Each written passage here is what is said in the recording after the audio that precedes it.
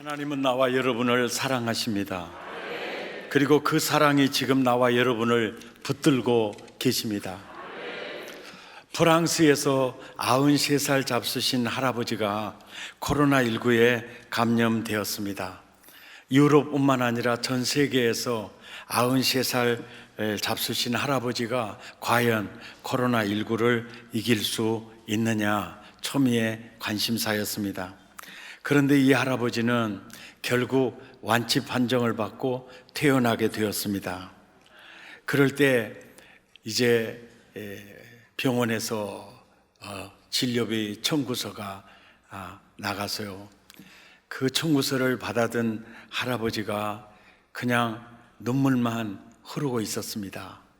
그러니까 병원 측에서 진료비가 너무 부담이 되십니까? 왜 오십니까? 라고 하니까 저 이 진료비 다 지불할 수 있는 능력이 있습니다. 그러면 왜 오십니까? 제가 고압 산소 공급을 받았던 이 내용이 가장 비싼 가격에 이렇게 진료비가 책정이 됐는데 93년 아무 돈도 지불하지 않고 제가 산소를 공급받고 살았구나. 이것을 깨닫게 되니 그저 감사해서 눈물이 납니다. 사실은 아주 건강할 때 또 잘 될 때 그때는 진짜 그게 감사한지 모르거든요. 고압 산소 공급을 받고 살아난 이후에야 마음껏 산소를 마실 수 있는 이 은혜가 너무 컸죠. 그래서 하는 말이 제가 하나님에게 사랑의 빚을 많이 졌습니다. 감사해요, 주님의 사랑. 감사해요, 주님의 은혜. 감사해요,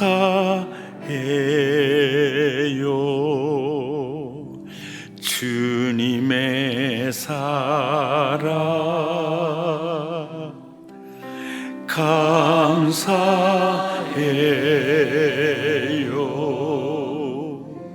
주님의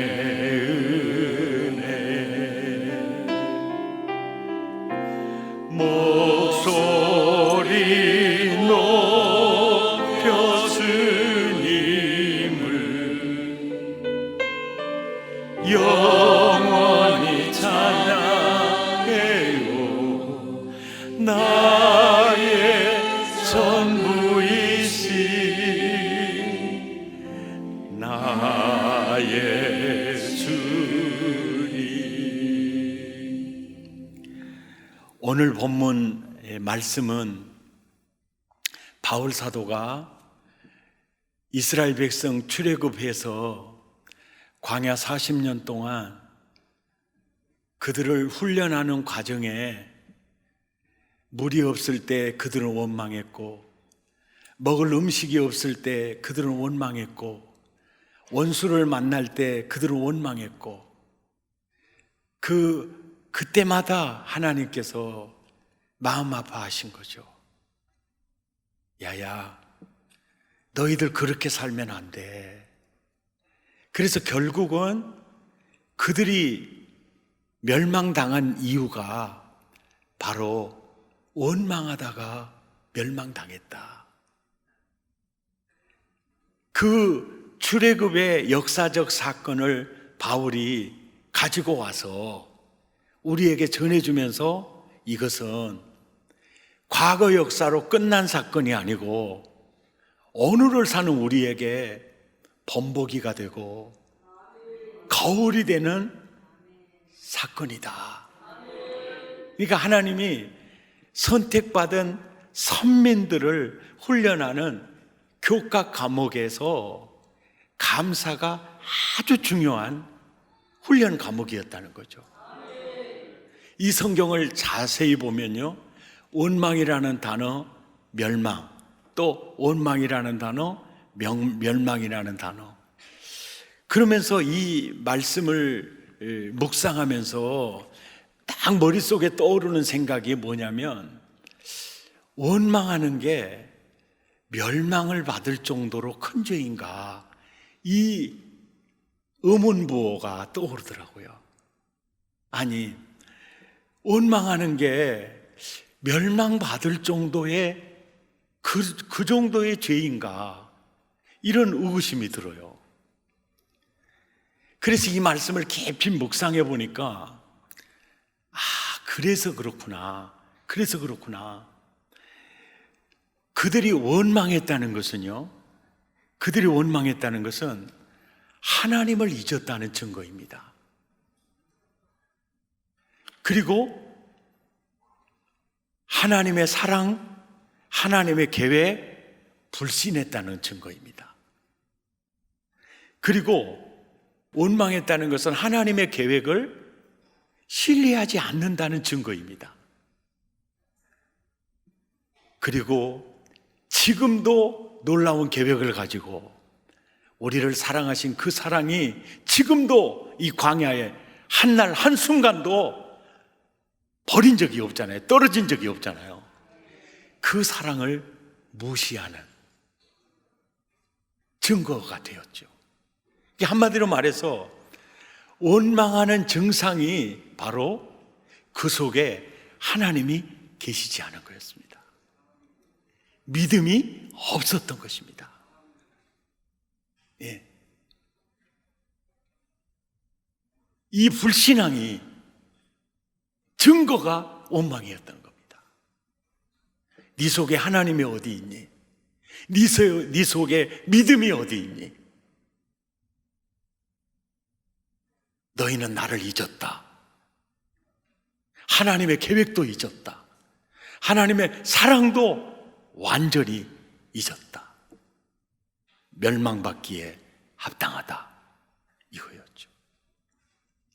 오늘 이 해석이 여러분들 듣기에 좀 억지처럼 그렇게 들리신다면은 이제 뒤집어서 이제 한번 봐보세요. 에디슨은 그 말년에 청각장애 귀머거리가 되었습니다. 그런데 그는 그런 얘기를 해요. 내가 청각을 잃은 것 때문에 나는 더 많은 것을 발명할 수 있었다라고 얘기해요. 그러니까 갑자기 청각을 잃은 것 때문에 어떠한 원망의 그림자는 없죠, 이 사람에게. 그리고 에디슨이 죽고 난 후에 그 서랍에서 발견된 그 쪽지가 있었는데 그 쪽지에 쓰여진 글이 이 글이에요. 나는 영구가 벽에 부딪힐 때마다 나는 요나를 생각한다. 요나는 하나님 앞에 불순종하는 대표적 선지자요. 외치면서도 이들이 제발 회개하지 않았으면 좋겠다는 나쁜 의도를 가지고 복음을 전했던 선지자요. 이런 선지자들을 통해서도 니느웨 백성을 구원하신 하나님이 나를 통해서 왜 역사하지 않겠느냐, 이 믿음이 이 에디슨에게 있어요. 그리고 갑자기 시각장애자가 되어버린 클로스비 여사는요, 이런 얘기를 해요. 하나님 감사합니다. 세상 것을 보지 않고 하나님 나라를 보게 하셨으니 감사합니다. 감사가 뭘 말하고 있죠? 이분 안에 믿음이 있구나. 이분 안에 하나님이 계시구나. 아멘.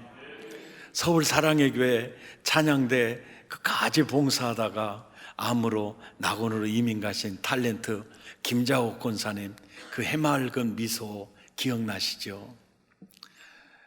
이제 암이 굉장히 깊어졌을 때 목사님이 병문안을 갔습니다. 그때 그러는 거예요. 그 해맑은 얼굴로 목사님, 암은요 참 고마운 병 같아요. 그러니까 목사님이 의외였죠. 왜 그렇게 생각하세요? 죽음을 준비할 수 있잖아요. 예. 내가 하나님 앞에 어떤 모습으로 설 것인가를 차근차근 준비할 수 있잖아요.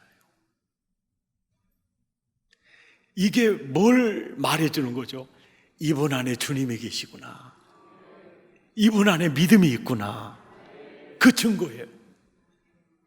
이게 환경을 초월해서 감사하다, 이런 마음 그 자체가 믿음의 증거요.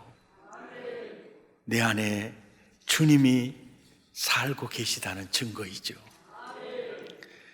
우리는 이 본문에서 이걸 또 생각할 수 있어요.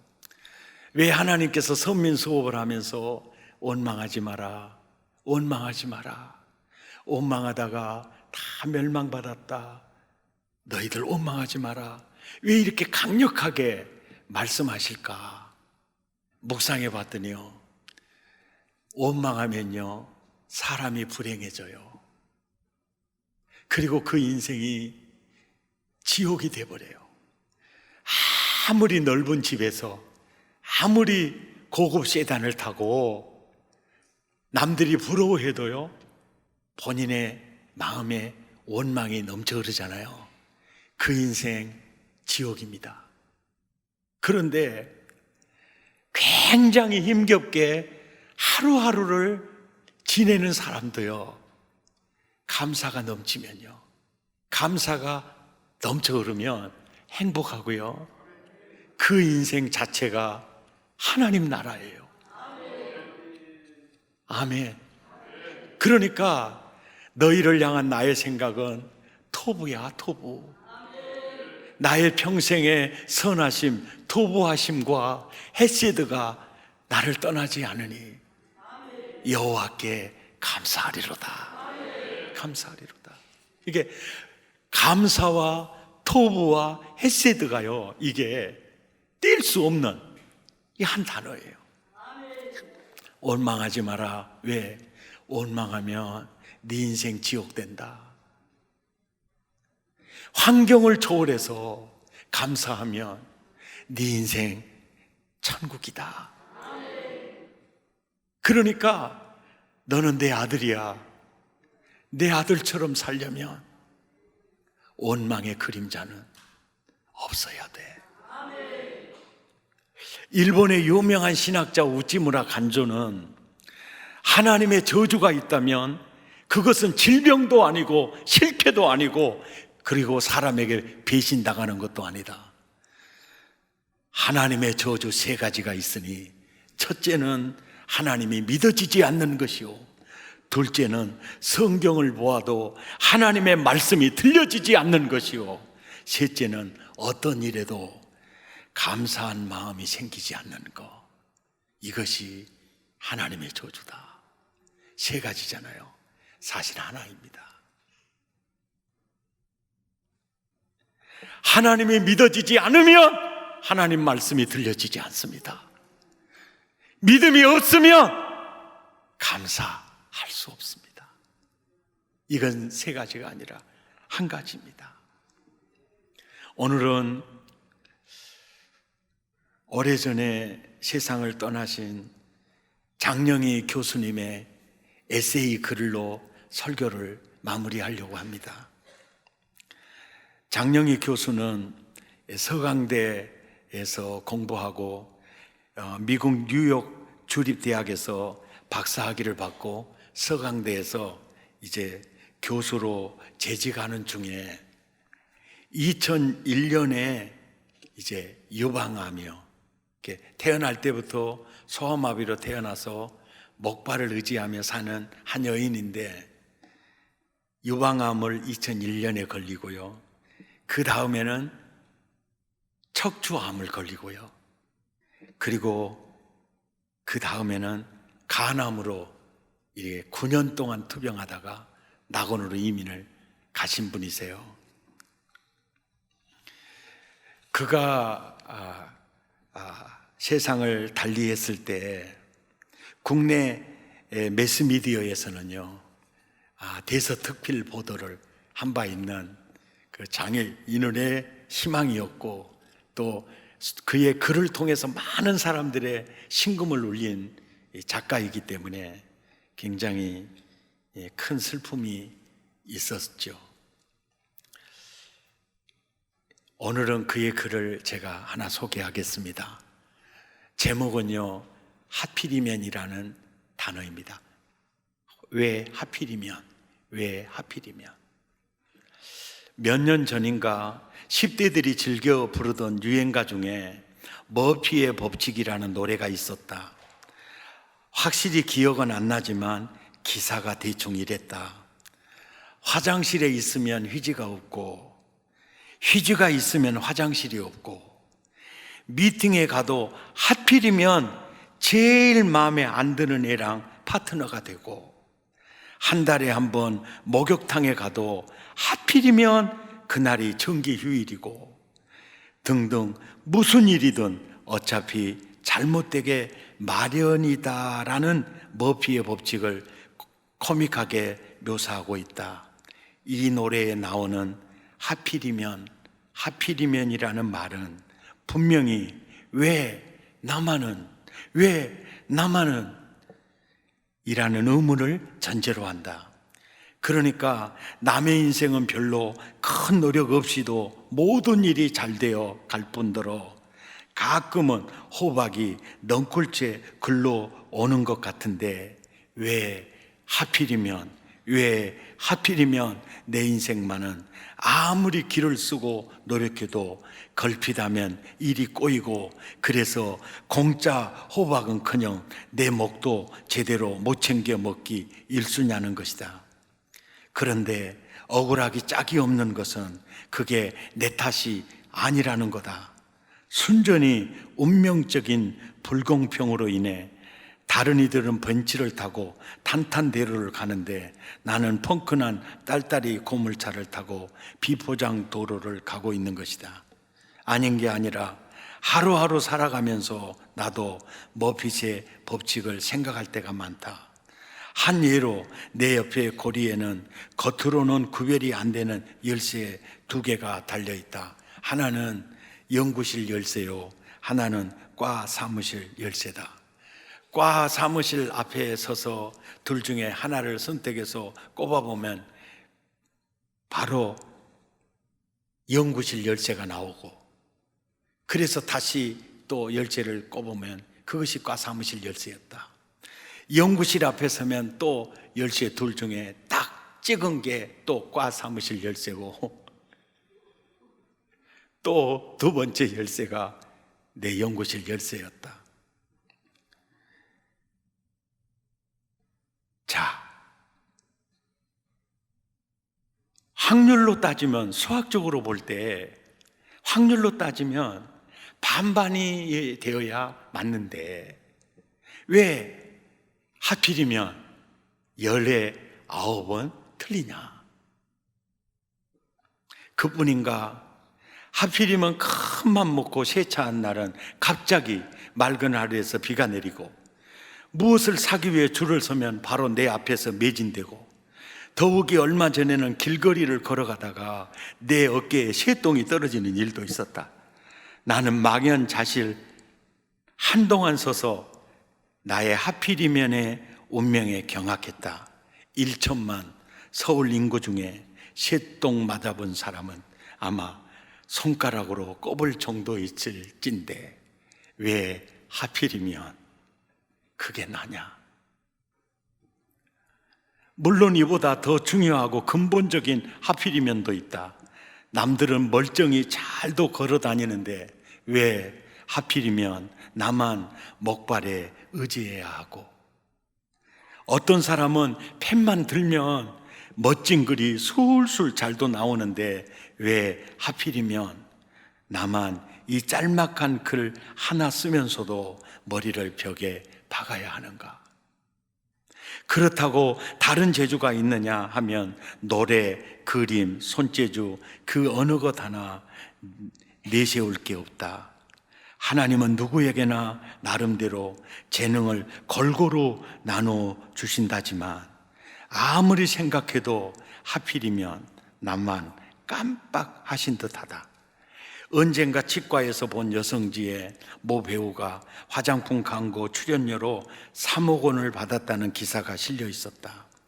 3억 원이면 내가 목이 쉬어라 가르치고 밤 지새우며 페이퍼 읽으며 10년쯤 일해야 버는 액수인데 여배우는 그 돈을 하루 만에 벌었다는 것이다.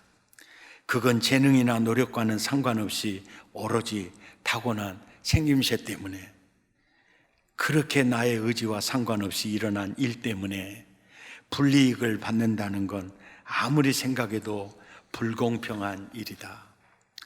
나는 내가 잘 빠진 육체는 가지지 못했어도 그런대로 꽤 아름다운 영혼을 가졌다고 생각하지만 아마 내 아름다운 영혼에는 3억 원은커녕 300원도 주는 사람이 없을 것이다. 그러니 어차피 둘 다 못 가지고 태어날 바에야 아름다운 몸뚱이를 가지고 태어날 일이지 왜 하필이면 300원도 못 받은 아름다운 영혼을 갖고 태어났다는 말인가. 그래서 하필이면이라는 말은 내게 한심하고 매우 슬픈 말이다. 그런데 어제 저녁이다. 초등학교 2학년짜리 조카 아름이가 내게 던진 하필이면은 전혀 그런 개념이 아니었다. 길거리에서 귀여운 펜더금 인형을 하나 사서 오랜만에 오는 아림이에게 선물로 주었다. 그 펜더금 인형을 받은 아름이는 눈이 동그랗게 떠지더니 환한 미소를 지으며, 그런데 이모, 이걸 왜 하필이면 내게 주는 건데? 그 듣기 싫어온 하필이면이 나오는 겁니다. 근데 전혀 의미가 다른 하필이면이 들려오는 거예요. 주는데 하는 것이었다. 다른 형제나 사촌도 많고 암만 생각해도 특별히 자기가 받을 자격도 없는 듯한데 뜻밖의 선물을 자기에게 준 것에 대한 고마움의 표시가, 이모, 왜 하필이면 나에게 이 예쁜 고음을 주는데?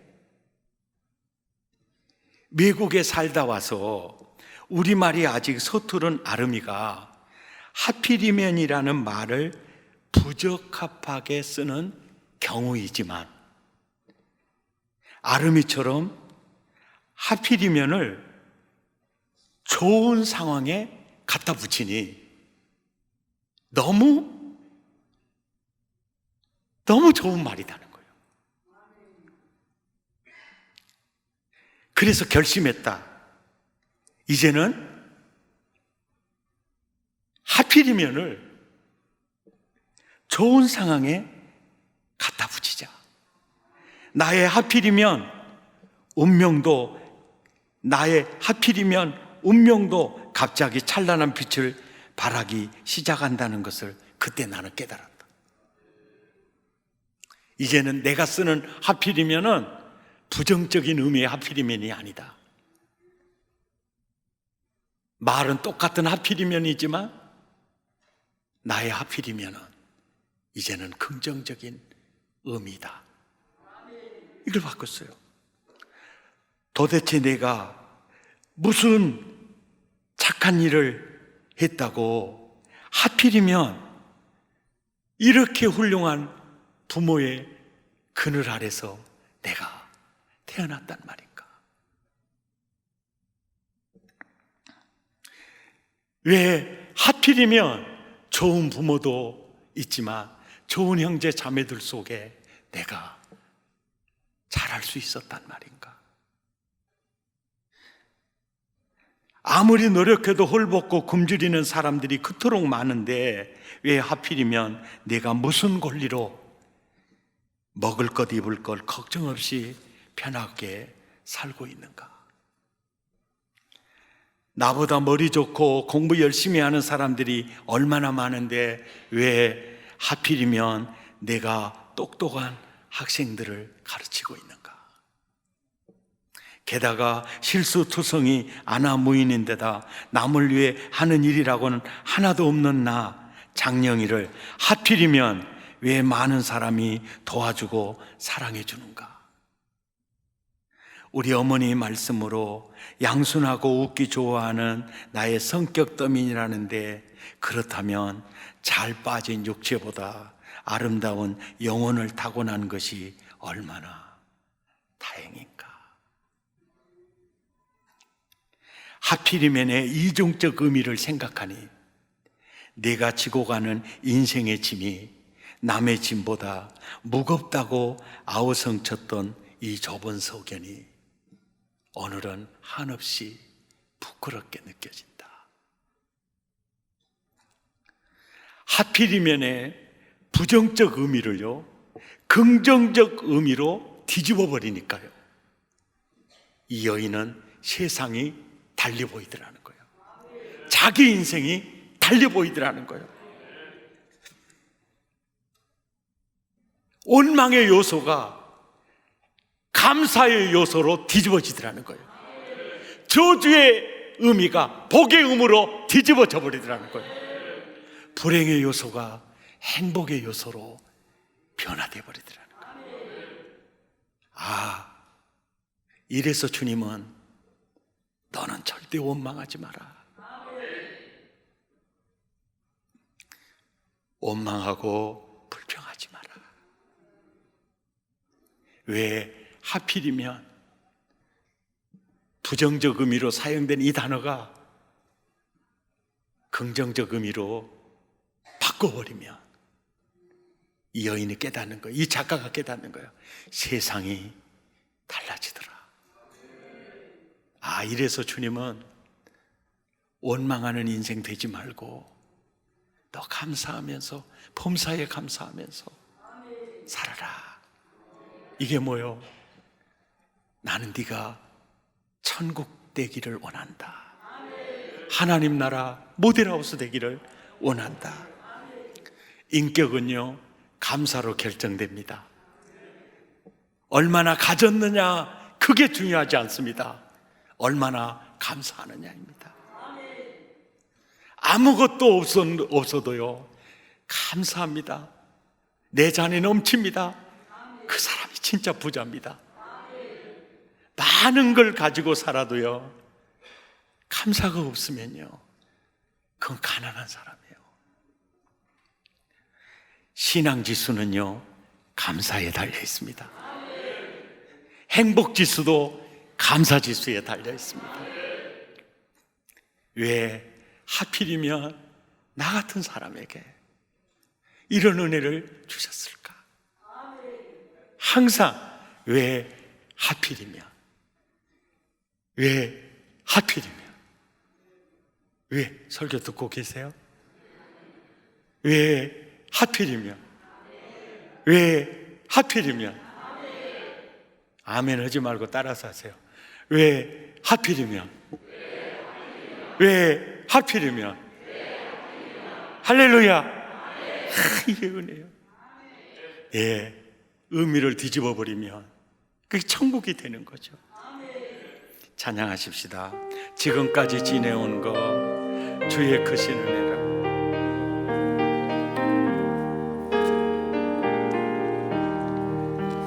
지금까지 지내온 것 주의 크신 은혜라. 한이 없는 주의 사랑 어찌로 말하랴. 자나깨나 주의 손이 항상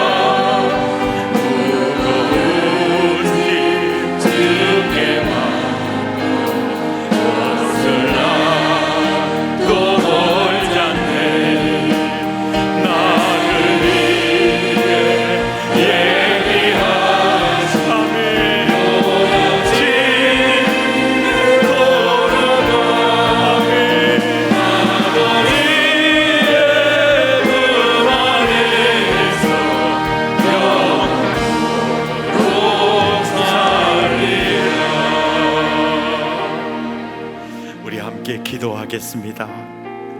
머리끝에서 발끝까지 감사하는 마음으로만 가득 채워 주옵소서. 원망이라는 그 두 글자는 그림자도 남지 않게 해 주옵소서. 우리 마음을 토하고 입술을 열어 함께 기도합니다. 고마우신 하나님, 왜 하필이면 나에게 이 귀한 은혜를 베푸셨는지, 왜 하필이면 나에게 이 구원의 은총을 베푸셨는지요. 왜 하필이면 나에게 대한민국 백성이 되게 하셨는지요. 왜 하필이면 나에게